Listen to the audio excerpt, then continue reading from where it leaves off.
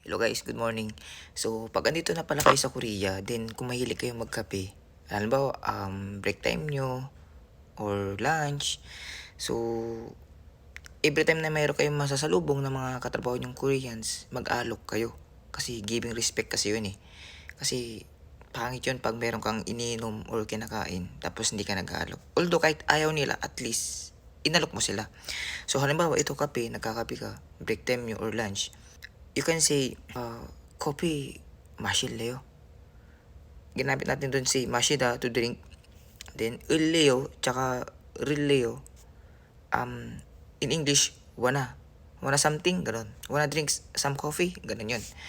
So, the way na nag-aalok ka na, gumagalang ka pa.